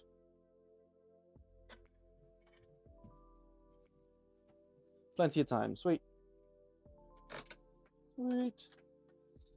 Might even be able to get the bearing blocks on, or at least get the heating sets for the bearing blocks done.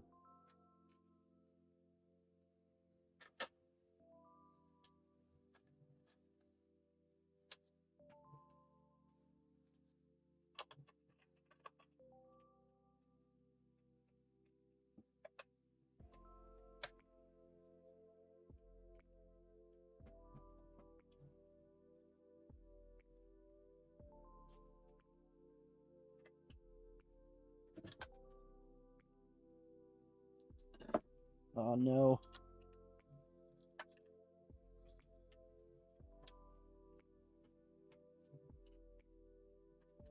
I did my Casa in that color, in the purple. Nice. This is Voxel Lab ABS stuff. I actually really like the color. Like, I really like this. This stuff sticks to PEI so well. It's so good. I am genuinely so impressed. This is the first time I've ever had to pry something off of a build plate. It's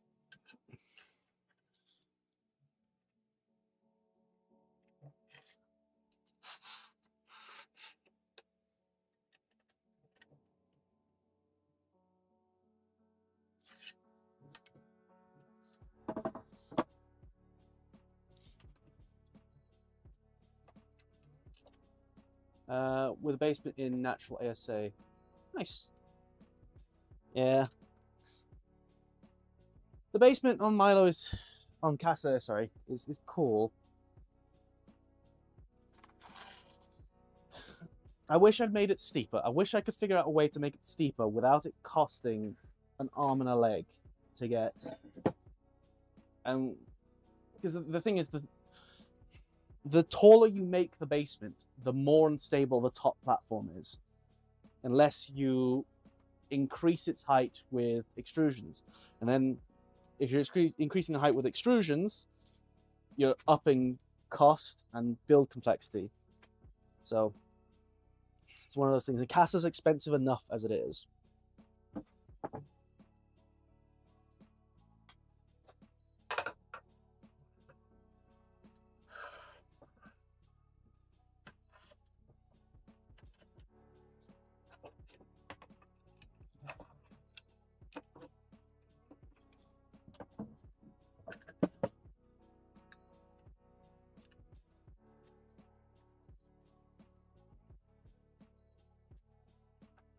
Right, so the last piece, this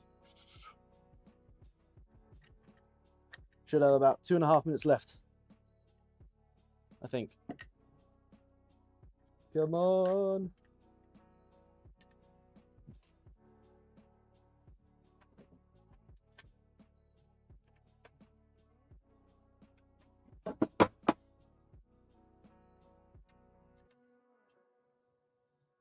Right, it's not done even with the last bolt in because I need to make sure that they're all spaced correctly.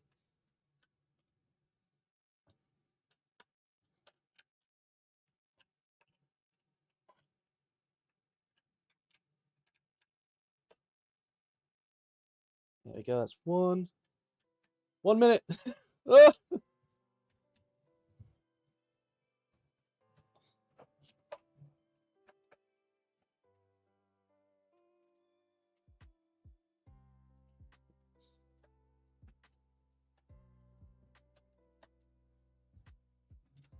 Right. I have 2 more bolts to do. I don't use flood cooling, so chips are everywhere on the bottom. A bit steeper would make it so much different. Wait, would not make much of a difference. A little bit steeper, no. A lot steeper, yeah. Right. Done! Hands up. Right. So that's the table.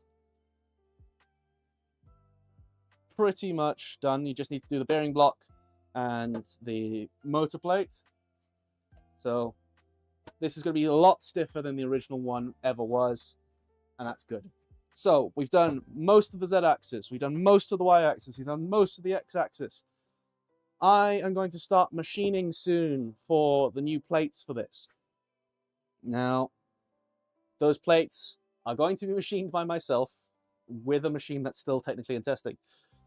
Right. Hopefully, I can bring you guys along for it. I want to put a camera on this side of the room so you can see into CASA. The only issue with it is that running a USB cable that far has meant that the signal quality is really, really bad, and the picture quality ends up being really bad, and it cuts out all the time. So if anyone knows of a good way to run signal cables across a room, let me know. So,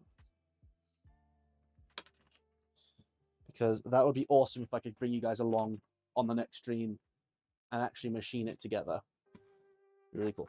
Right. I'm going to reopen the giveaway real quick.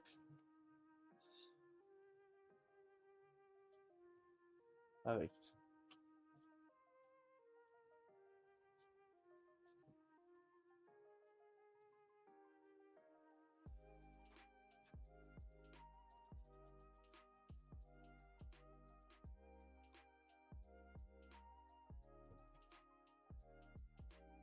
Okay, it should be. The link is now reopened, hopefully. If you want to win yourself another roll of Ambrosia Filament of the Gods, we're going to do the last giveaway before we end the stream. You have 2 minutes. You have 2 minutes to get yourself down in the description below to win yourself a chance at winning some Ambrosia Filament of the Gods. Yomagan, how to run? Wife's getting annoyed that she can't get my full attention. Have fun. No worries, dude. Enjoy. Enjoy. Right. We have... I actually don't know. If David's in the UK, then we have 3 more left in the US and 4 more left in the UK.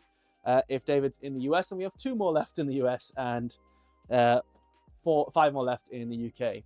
But win yourselves a chance at getting some free filaments, some free printer food. Right, you have 2 more minutes left. 2 more minutes left. And whilst we're waiting, does anyone have any questions that they want answered? Whilst you've got my full attention now, and I'm not sharing it between my own 2 brain cells and stream. If you've got any questions, stick them in chat and I'll answer them.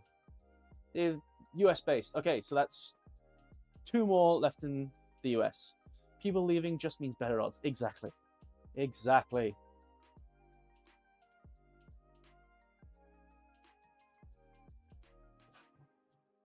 If I was registered at the beginning, do I need to re-register me again? Yes.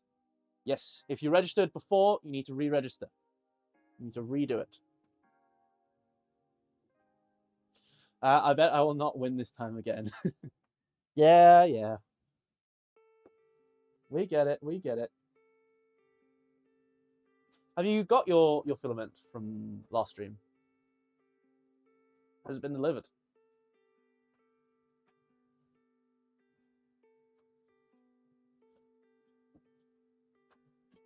Oh, so freaking stiff. You know, you know, there's that stiffness that you get from when you've had the flu, and you just can't get rid of it for the next few days, and it's just the most agonizing thing because it's constant. I did not enter EU. Wait, did you win before that? I'm confused. James Brennan, what's the release date on V1.6 and V2? I don't know. It'll be done when it's done. We're expecting mid-year.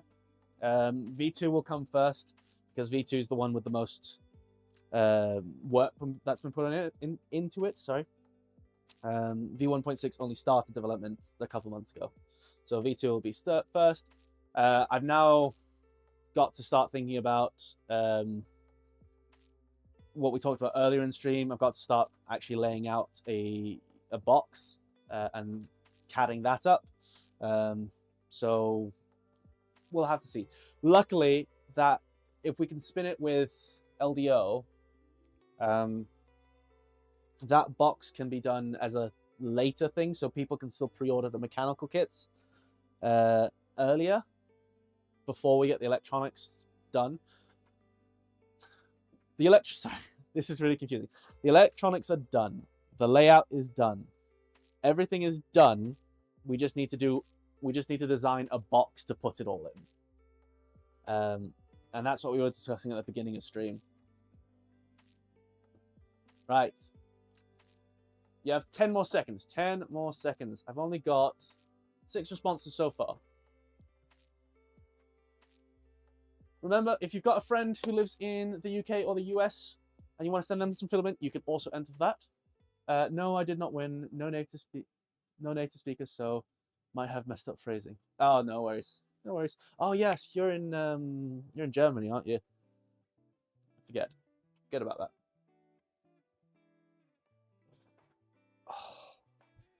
Right. And 10, 9, 8, 7, 6, 5, 4, 3, 2, 1. Right, they're closed. These are some pretty good odds because there's only 6 people in the draw tonight. Only 6 people in the draw tonight.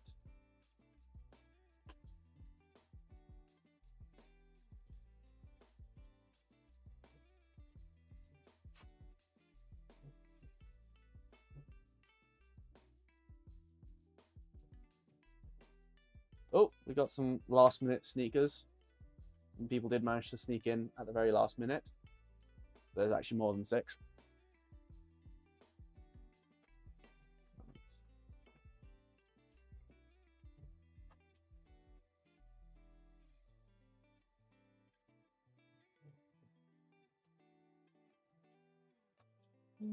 There it is. Right. Round and round the wheel goes. Where will it land? Nobody knows.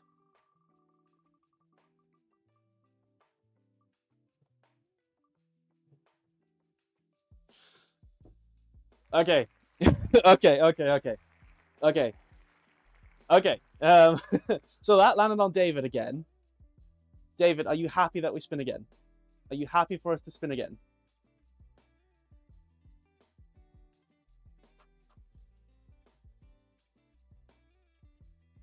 David, are you happy for us to spin again? So that someone else gets a chance to win.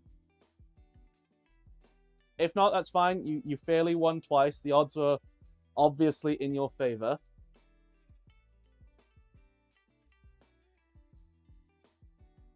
But yeah, he's happy to spin again. Again, too close. Right. I'm going to remove you from that so we don't have the same issue again. All right.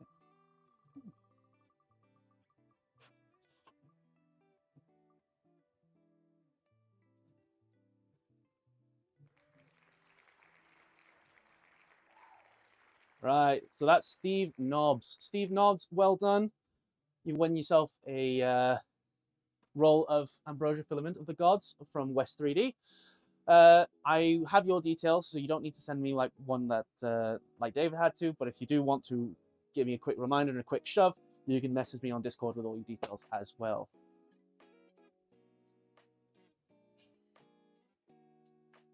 Right. thank you all for coming. It has been an awesome stream. This is probably, every single stream gets better and better and better. This is probably the most views we've had whilst the streams have been going on. I really appreciate everything that you guys bring to it. It makes it so much easier when I can have a conversation with you people. And yeah, as always, thank you very much. If you do want to support any of the work that we do, there's a link down in the description to a Patreon and a PayPal account. It goes directly into funding both me and the project. So yes, if you want to do that, go ahead. If you don't, no worries, no harm. Having you here makes all the difference anyway. All right, I am going to head off now. Hope you guys all have an excellent rest of your day, and I'll see you maybe tomorrow, maybe Sunday. We'll have to wait and see. Bye now.